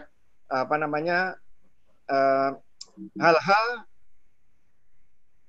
yang memberitahu saya, atau saya lihat sendiri itu sangat responsibel dalam segala hal, baik di keseharian di rumahnya maupun di pekerjaan. Ya, sampai sekarang juga kalau kita tanya orang Garuda, ya ini selalu Bu Peggy, Pak Budi, ya sampai sekarang ya masih banyak yang tahu lah itu. Nah itu udah masuk tuh. Peggy silakan. Peggy silakan. Udah masuk. Peggy bisa Meg. Silakan sama sang suami. Silakan. Saya diem dulu ya.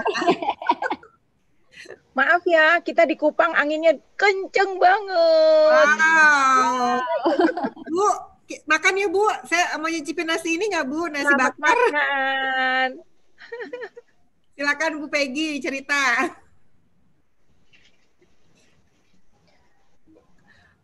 Kita di sini sambil nonton tadi sampai terpakau dengan 2 ibu yang luar biasa.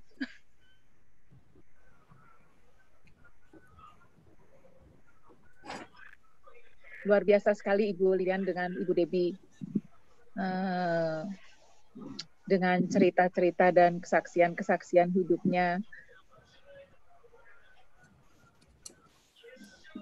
Halo?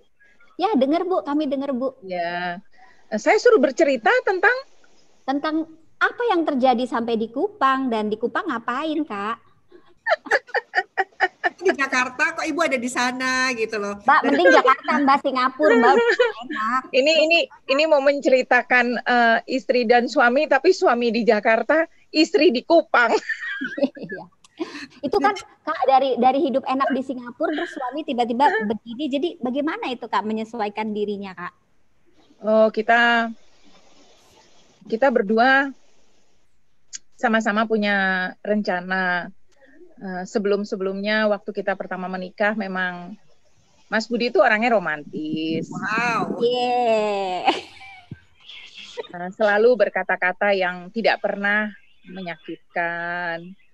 Selalu berkata-kata yang menyenangkan hati ya. Jadi kadang-kadang saya ini bukan orang Jawa ya, Mas Budi orang Jawa. Saya dari Indonesia bagian timur. Tapi dengan kekasaran saya itu Mas Budi selalu menetralisir semua yang kasar ya mungkin ya, karena kita kalau ngomong kan memang dari bagian timur itu memang keras-keras, tapi sebetulnya kita tuh nggak sekeras omongan kita. Jadi Hati lembut ya, Bu. jadi Mas Budi itu orangnya ya seperti itu. Jadi walaupun kita jauh dari keluarga, kami berdua merawat anak-anak sama-sama, karena memang kami nggak punya pengasuh anak, jadi sama-sama. Walaupun Mas Budi penerbang, saya sering ditinggal, tapi kalau kita mengerti siapa kita dan siapa suami, posisi kita sebagai seorang istri itu bukan pembantu, ya. Kita itu istri, jadi kita melayani itu sebagai seorang istri. Kalau kita mengerjakan sesuatu dengan rasa bahwa kita ini seorang istri dan melayani anak dan suami, itu semua saya rasa oke-oke aja. Tuh, walaupun kita jauh, dimanapun kita berada ya, ya dengan pindahnya kita ke sini pun dari Singapura itu sudah disetujui bersama gitu. Walaupun saya ke sini tuh saya meninggalkan anak-anak saya masih kecil-kecil. Gitu. Anak saya masih kecil-kecil, masih yang paling kecil umur 4 tahun. Itu saya udah mendirikan panti di Kupang. Dan suami saya masih terbang. Jadi saya rasa ceritanya ya kami melakukan semua dengan senang sih Mbak Esra. Iya. Jadi kesuksesan yang dicapai oleh pasangan dari Budi Suhari dan Ibu Peggy akhirnya membawa mereka menemukan panggilan mereka di Kupang untuk mengadopsi anak-anak yang termarginalkan di sana, khususnya anak-anak ini, anak-anak yang bisa dibilang tidak punya orang tua. Dan Ibu Peggy ini, sahabat Maharani, bahkan bukan cuma mengurus anak-anak loh, beliau juga ikut mengedukasi ibu-ibu yang katanya nih bisa satu ibu tuh punya anak 5, ayahnya 5 gitu. Dan saya yakin ini adalah miss daripada pendidikan rumah, di mana seorang ibu tidak percaya diri untuk mendidik anak-anaknya, sehingga anak-anaknya tuh merasa kalau punya pacar banyak tuh dia cantik gitu. Kalau tidur dengan banyak laki-laki tuh dia berarti berharga. Nah, ini PR yang kita hadapi bahkan di daerah yang di sana ada Ibu Peggy menghadapinya setiap hari. Nah, bahkan Bu Peggy ya, beliau ini di sana untuk makan buat anak-anak tuh nanam pisang sendiri, piara ayam sendiri. Ceritain dong, Bu, gimana Ibu mendukung kesuksesan panggilan ini bersama suami dengan bahkan bekerja menghasilkan dengan tangan Ibu sendiri gitu. Ya, mungkin kalau saya boleh cerita atau ini sedikit tentang kehidupan normal rumah tangga, itu biasanya dengan anak 3 ya, paling banyak mungkin 7 ya. Nah, kalau kami di sini memang banyak yang melihat kami bahwa itu panti asuhan, tetapi kami ini sebenarnya seperti keluarga besar karena semua anak saya ikut dalam kegiatan saya dan suami gitu. Karena dari kecilnya mereka kalau libur dari luar summer vacation-nya itu kan sebulan. Nah, sebulan yang itu datang nemenin saya di Kupang. Jadi mereka ngelihat sendiri dari kecil, jadi mereka terbentuk dari kecil gitu. Sebetulnya sekarang ini ada satu penyesalan di saya bahwa mungkin itu yang ada pada saya yang selama ini saya pikirkan bahwa, aduh seharusnya kita nggak boleh ya bahwa mereka untuk ikut dalam pekerjaan ini di masa mereka tuh masih terlalu muda gitu. Sampai-sampai sekarang mereka itu untuk menarik diri keluar itu sulit sekali gitu, karena sudah terlanjur mencintai apa yang mereka lakukan gitu. Kadang-kadang saya juga sedih dengan melihat itu ya, karena mestinya anak saya itu kan memikirkan rumah tangganya sendiri. Ini enggak mau pergi pacaran, mandiin dulu anak kecil, sisirin dulu, urusin makannya dulu, baru pacaran.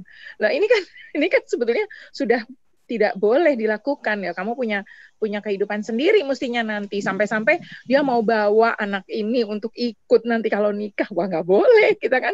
Ya, jadi kebetulan kita di sini juga nggak ada memberikan adopsi pada orang. Jadi kita nggak bisa ngadopsiin anak-anak ini karena dari bayinya udah kita urus sendiri, tidur sama kita ya.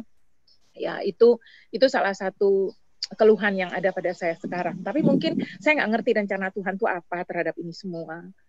Ya saya cuman bisa berdoa, tapi kalau untuk berkebun kalau kita nggak ikut gimana, kayak tadi ada pembicaraan dari Ibu Liliana yang saya betul-betul merasa bahwa wah ternyata Ibu Liliana juga mengucapkan kata-kata itu, kalimat-kalimat itu, jujur gitu ya, itu susah banget di sini. Terutama anak-anak ini datang dari keluarga yang betul-betul boleh dibilang tidak mampu dalam segala hal. Gitu. Yang mereka miliki di tempat mereka itu cuman rumah tapi tanpa isi. Ya. Jadi mereka tidak pernah belajar dengan isi rumah. Mereka tidak pernah lihat isi rumah yang normal, lengkap, itu tidak ada. Nah, sampai di sini kita punya ini. Kita harus punya. Sehingga mereka tahu bahwa hidup normal itu seperti apa. Nah, kadang-kadang mereka merasa bahwa saya pengen punya itu gitu. Mereka ngambil gitu tanpa bilang gitu ya. Jadi itu mereka tidak tahu, seperti kayak kita berkebun gitu. Kan ada pisang mateng gitu. Mestinya ada yang bilang ke kita, "Oh, pisang mateng." Kalau kadang-kadang mereka udah makan dulu di sana, baru mereka bilang, "Ini ada yang mateng." gitu. Tapi namanya anak-anak ya, jadi ada apa di kebun. Wah, kita harus makan bersama, kita bilang. Ya ambil, kita makan bersama gitu. Apalagi waktu nanemnya kita nanam sama-sama gitu. Malah kadang-kadang yang makan ini dia nggak pernah nanem ya, karena waktu pohon ini ditanam dia belum ada atau dia masih kecil gitu. Seperti hal-hal seperti itu gitu. Wow. Tapi untuk kesulitan nanem apa-apa seperti tadi Ibu Liliana dan Ibu Debbie katakan, kalau kita sudah komitmen untuk melakukannya ya sudah kita lakukan. Kalau saya benar-benar tidak pernah lari dari semuanya gitu, karena ini tanggung jawab saya gitu, untuk masak, untuk berkebun, untuk belanja, untuk nasihat, ya semua saya lakukan dengan senang hati ya. Wow. Jadi kita harus saling bisa menghargai satu dengan yang lain, itu yang paling utama. Iya. Kalau kita nggak mau menghargai orang, bagaimana orang mau menghargai diri kita? Iya. Apapun dia, siapapun dia, kita hargai. Anak-anak ini walaupun dia datangnya dari kampung, dia orang miskin, mungkin dia tidak cantik, mungkin dia tidak putih bersih, tapi saya rasa saya bisa bikin dia jadi cantik dan dia jadi putih bersih dan dia jadi berhasil. Ya. Karena saya mau dia begitu. Gitu. Jadi dengan adanya saya di sini nih, saya menginginkan bahwa semua yang saya cita-citakan menjadi sesuatu yang besar bagi mereka. Sebetulnya Mbak Ekstra, saya ini sebetulnya nggak suka banget cerita-cerita seperti ini karena saya ini cengeng. saya ini yang merasakan semuanya karena saya mengalami. Ya makanya saya nggak bisa kalau satu ibu datang dengan anak 3. Ya, tapi saya mau terima anaknya 1 aja. Kan nggak mungkin saya suruh ibunya pergi dengan anak 2 dan saya terima anaknya 1 aja. Nggak mungkin, Mbak Ekstra. Jadi saya terima anaknya 3 dengan ibu. Itu adalah suasana kita di sini ini tidak pernah dia kenal. Saya tidak pernah kenal sifat dia. Wah, itu untuk menyatukan dia dengan kita, dengan anak-anak sebanyak ini tidak mudah, Mbak Ekstra. Ya, mungkin dia ngambil barang anak-anak, mungkin dia kasar sama anak-anak, mungkin dia mengatakan kata-kata yang tidak boleh dikatakan oleh kita di sini. Itu kita memperbaikinya itu sulit sekali. Gitu. Tapi apa boleh buat, Mbak Ekstra? Memang saya udah harus terima itu gitu. Dan saya bilang ke dia, di sini tempatnya untuk kamu bisa berkeluarga dengan mereka. Jadi ada kebencian, ada iri hati, ada pokoknya udah banyak banget, Mbak Ekstra. Tapi itu bukan untuk diceritakan sebetulnya. Kalau saya itu untuk diperbaiki oleh kami sendiri di dalam sini. Ya itu yang tadi saya sempat dengar bahwa kita ini suami istri ini kan yang milih suami itu kita sendiri, ya nggak Mbak Ekstra kalau mau ngomong suami. Ya, suami saya tuh begini. Loh kok sekarang komplain, waktu itu kan milih sendiri, bukan dipilihin orang. Iya kan? Nah kalau kita tahu suami kita nggak suka yang kayak gimana, kelakuan kita gimana, ya kita dengan sendirinya harus memperbaiki kita dulu, baru kita bisa memperbaiki orang lain. Ya. Kalau saya sih nerima aja Mbak Ekstra kekurangan anak-anak, kekurangan suami, pelan-pelan kami rubah sama-sama gitu. Tapi untuk di sini yang tadi Mbak Ekstra bilang kami dari Singapura, saya dulu pernah kerja ya, dan kenal Pak Budi juga saya di tempat kerja saya bangga sebagai seorang pramugari dan suami sebagai penerbang, saya bangga banget. Jadi kalau kita bangga dengan suami kita, dengan apa yang dia lakukan, itu semua beres aja Mbak Esra, nggak ada yang ya namanya suami ya pastilah bikin kesalahan. Kita juga pasti pernah bikin kesalahan. Tapi bukan berarti hal besar untuk menghancurkan semua yang sudah kita rintis dari pertama. Sebagai orang yang saling menyayang ya. Dan tadi Mbak Debbie dan Mbak Lilian bilang adalah Tuhan itu adalah segala-galanya, itu benar sekali. Saya tidak punya teman di sini, saya tidak pernah nonton TV, saya nggak pernah ikut arisan, saya nggak pernah ke salon. Salon ada nggak salon? Ke salon saya nggak pernah ke salon ya. Jadi saya ini bukan bilang ibu-ibu nggak boleh ke salon, bukan. Maksudnya kita sendiri yang membatasi diri kita bahwa saya sudah cukup dengan itu gitu. Tapi kalau kita sudah umur sekian tapi masih merasa belum cukup terus, wah kapan cukupnya gitu loh. Dan saya merasa bersyukur dan cukup dengan apa yang saya miliki sekarang. Karena dulu saya sudah luar biasa. Saya bangga dengan diri saya sendiri, saya bangga dengan anak-anak, saya bangga dengan apa yang saya lakukan. Karena Tuhan kita itu memberikan saya kepercayaan untuk melakukan ini itu sangat luar biasa. Kenapa dia memampukan saya suka heran. Padahal saya dibanding orang lain itu saya kecil banget. Saya nggak punya apa-apa. Saya nggak punya keahlian apa-apa gitu. Tapi semua itu saya kerjakan dengan tujuan bahwa apa yang saya kerjakan hanya untuk memuliakan namanya dia. Ya, kita kalau mau berdoa, kita boleh berdoa setiap hari, mau berapa kali berdoa. Tapi kalau kita nggak percaya, percuma kita berdoa. Pertama kita harus percaya, yakin bahwa apa yang kita lakukan menurut ajarannya dan benar. Tapi kalau kita keluar dari itu dan kita masih punya kebencian terhadap orang lain, hapus dulu itu semua, ampuni orang-orang itu, karena belum tentu dia bisa mengerjakan itu kalau kita tidak datang dan mengerjakan sama-sama. Kayak kita punya temen nih, kita musuh dari dulu, asal ngelihat dia kita benci, asal ngelihat dia kita nggak seneng. Wah, apakah itu mau kita bawa sampai kapan gitu loh? Ya, perbaiki itu dulu semua, periksa, koreksi diri kita ini bahwa selama ini kita melakukan sesuatu yang salah atau benar gitu. Jangan sampai kita dikoreksi orang. Belum tentu kan kita mau dikoreksi orang. Saya terima kasih sekali Mbak Ekstra, saya dikasih kesempatan untuk bicara, saya dikasih kesempatan untuk join Maharani ya. Kita yang terima kasih loh Kak Peggy sudah mau bersedia. Karena saya ini kan di ujung mana Mbak Ekstra.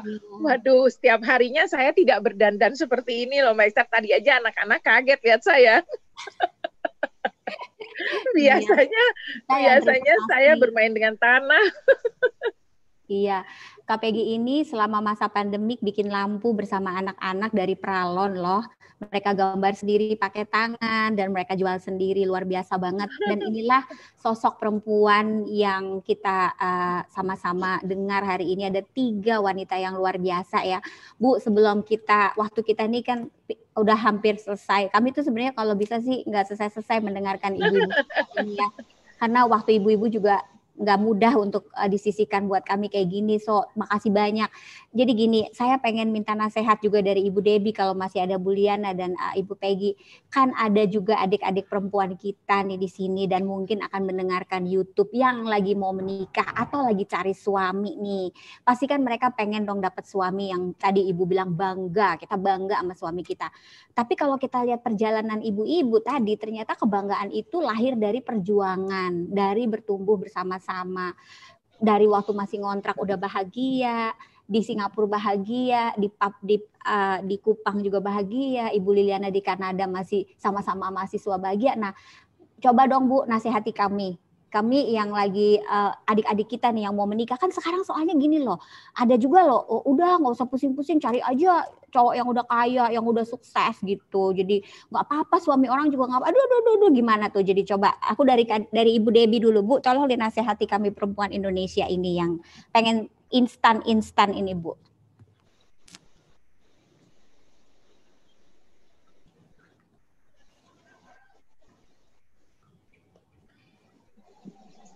Sepertinya Bu Peggy agak terputus, suaranya hilang. Ibu Debbie. Oh, Ibu Debbie. Oke. Buka suaranya Bu Debbie. Oke, Bu Debbie. Oke, iya. Terima kasih untuk permintaan Bu Esra. Saya pikir kita harus di manusia yang berani menderita dan bahagia gitu loh.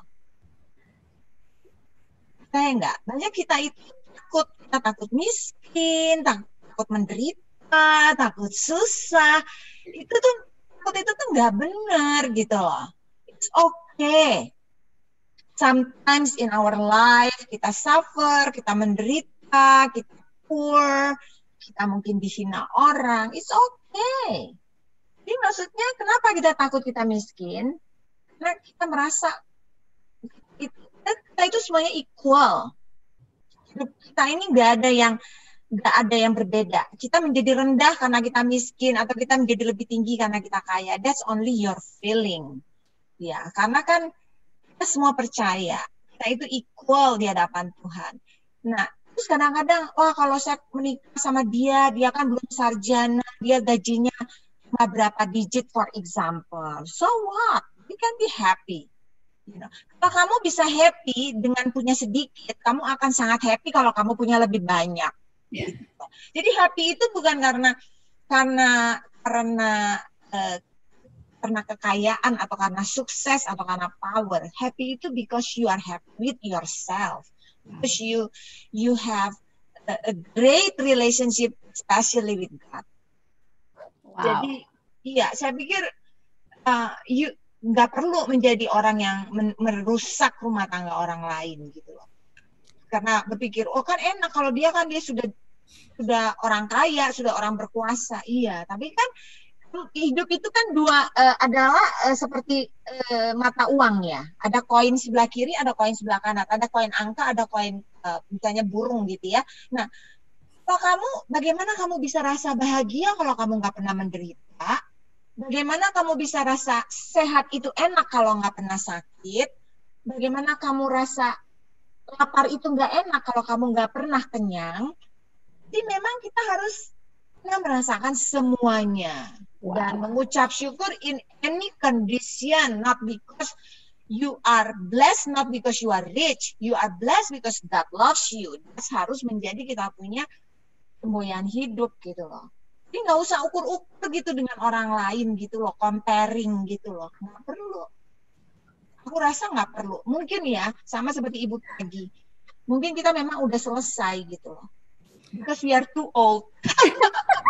Oh ya, Esra, ada pertanyaan menarik dari sahabat Maharani. Ayo Mbak. Bagus. Yang ditanggapi oleh Ibu Debbie dan Ibu Peggy, juga Ibu Liliana. Kalau ada ini pertanyaannya, bagaimana untuk perempuan single parent yang jadi korban KDRT?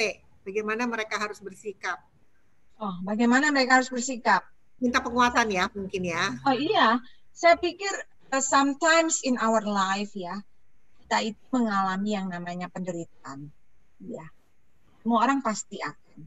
Saya juga pernah mengalami ketika anak saya sakit, saya nggak tahu jalan keluar, saya merasa gelap, saya panik, saya stres. Demikian juga mungkin ibu-ibu KDR sama gelap dan stresnya. Tapi satu hal kita mesti tanam kepada diri kita ya. Kita itu berharga di mata Tuhan. Mungkin orang lain melakukan kekerasan kepada kita, baik emosi, mental, fisik, verbal, psychologically, mentally, gitu ya. Tapi satu hal, kalau kita tahu, who am I? Why I am this earth? What is the purpose of me? Ya kan? Jadi memang harus bisa membedakan. Banyak orang mengatakan, kenapa ada penderitaan dalam dunia? Di mana Tuhan ketika saya menderita? Di mana Tuhan ketika saya dipukul sama suami saya? Digebukin, ditindas, dijajah, di mana Tuhan ada di situ dan dia ikut nangis sama kita gitu loh. He never leaves us.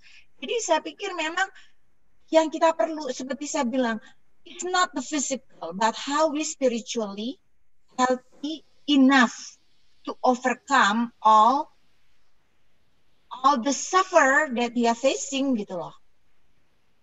Jadi kalau kita punya, jadi saya pikir semua seperti yang saya bilang, ada siang dan malam, ada penderitaan, ada juga happiness. You will have happiness in the right time. Dan kamu sedang berjalan ke situ gitu loh. Asal kamu memang mau keluar dari vicious cycle itu, cari solusi, cari jalan keluar. Ada apa? Iya kan? Tentunya setiap situasi kan unik ya. Masing-masing harus cari wisdom, bertemu dengan konselor yang tepat, bertemu dengan penasehat yang baik ya, penasehat yang bijaksana. Jadi tidak bisa kita memang, seperti kata Ibu Liliana, kita tidak bisa sembarangan sharing. Karena tidak semua orang adalah tempat yang tepat untuk sharing. Karena ada sharing yang menyesatkan, ada sharing yang membawa jalan keluar. Jadi marilah kita sharing kepada orang yang kita percaya dan orang yang tepat. Wow. Di Kak Esra, waktu kita sudah hampir habis, sebetulnya. Saya mau ngucapin terima kasih buat relawan-relawan Maharani yang ada di sini. Terima kasih buat Kanila Verika Ginting, ada Ruth Yunita, ada juga Kak Mega Surya Veronika di sini relawan Maharani, ada juga Mak Ahmad yang juga mendukung kegiatan Maharani, dan juga terima kasih buat Mbak Dwi Setiawati ini adalah pemimpin redaksi Good Money yang selalu membuat tulisan-tulisan, ulasan-ulasan, wow cerita Maharani. Terima kasih supportnya, juga terima kasih support sahabat-sahabat semua yang nggak bisa saya sebutin satu persatu namanya. Ini juga masih ada satu, saya mau cerita tentang madu. Ini tadi saya mau menutup makan siang saya, nasi bakar tadi dengan madu hutan. Madu hutan ini diproduksi, dikemas ya oleh sahabat Maharani, adik kita Loli yang jadi MC. Jadi ini madu hutan, rimba. Jadi ini juga sekarang kan lagi musim pandemi, kita harus menjaga kekebalan tubuh ya. Madu itu sehat, yang mau pesan nanti juga bisa Ade Loli share nomor kontaknya di chat ya, supaya teman-teman yang mau madu, ini juga sebagian dana penjualannya buat donasi Rumah Maharani. Itu aja Kak Esra, waktu sudah lewat 9 menit. Iya, kita udah mau tutup dan aku tutup dengan Kak Peggy punya statement. Ibu Peggy, silakan Bu Peggy tadi yang lanjutin yang Ibu Debbie. Kita pengen encourage perempuan yang sedang mengalami KDRT dan juga perempuan muda yang tidak mau menderita. Tolong Kak Peggy berikan statementnya sebelum kita tutup acaranya. Kalau dari saya, tadi dari Bu Debbie sebetulnya udah lengkap sekali, Mbak Esra. Tapi kalau dari saya, kita sebetulnya cari penyebabnya dulu. Kenapa sampai kita dikasari orang? Sebetulnya kita ini sendiri juga kan tidak sempurna. Ya, bagaimana kita mau mengharapkan orang untuk menyayangi kita kalau kita sendiri tidak melakukan semua tugas kita? Mungkin kita pulang malam rumah berantakan, mungkin dia pulang nggak punya makanan. Kita ini sebagai istri melakukan tugas sebagai istri yang benar tidak gitu loh. Itu yang harus kita lihat gitu loh. Jadi koreksi diri dan mengoreksi orang itu tidak mudah ya. Jadi lakukanlah dengan benar. Dan apa salahnya kita memaafkan? Itu kan yang tadi saya bilang. Suami istri udah jadi satu, itu bukan orang yang milih gitu loh. Tapi untuk mereka-mereka yang sudah bercerai dan mungkin pisah dan tinggal sendiri, ya hati-hati untuk memilih yang berikut lagi. Gitu. Jangan asal memilih, karena ini udah 2 orang, udah punya putra atau putri, yang mana juga mungkin ada pengaruh lagi ke suami yang nanti menikah dengan kita yang berikut. Gitu. Jadi kita jangan asal memilih, karena kita sudah punya pengalaman yang buruk. Berdoa semoga kita bisa dapat yang lebih baik dan kita memperbaiki diri kita sendiri. Gitu. Semoga ini bermanfaat. Wow, terima kasih semua sahabat Maharani, semua speaker yang luar biasa. Terima kasih waktunya, sharingnya Mbak Putu dan Loli, juga terima kasih untuk kerjasamanya. Berharap kita bertemu lagi di kesempatan yang lebih baik, dan jangan putus sampai di sini, tetap jadi sahabat Maharani, kita berbuat baik untuk kemajuan Indonesia, terutama Amin. Amin. Amin. Kita foto dulu ya, biasanya Mbak Putu. Ya. Kita foto dulu, mungkin Loli bisa, kita punya tagline dimulai dari rumah, jadi tangannya boleh membentuk rumah, gimana Loli? Supaya bisa difoto. Terus sahabat-sahabat yang mungkin tidak share videonya, kalau mau buka dulu supaya bisa difoto, boleh dong. Sebelum pulang kita lihat wajah cantik dan wajah penuh semangatnya perempuan Indonesia. Yeay. Kak Putu. Sebentar. Terima kasih bersama ya. Ya. Terima kasih, sampai ketemu lagi. Acara Rumah Maharani kami adakan setiap 2 minggu sekali di hari Kamis atau hari Jumat, dan kita tentu saja dengan tokoh-tokoh, sosok-sosok perempuan yang penuh inspirasi, dan kami juga akan selalu mempromokan ya. Kalau promo kayaknya ini banget ya, tapi mempromokan produk-produk yang dibuat sahabat-sahabat yang tentu saja di belakangnya ada penuh cerita dan penuh perjuangan. Sampai bertemu lagi di Rumah Maharani. Terima kasih sudah jadi tamu kami hari ini, dan sampai bertemu kembali. Bye-bye semuanya. Thank you Loli, thank you Mbak Putu. Terima kasih. Thank you Bu Peggy, thank you. Terima kasih semua.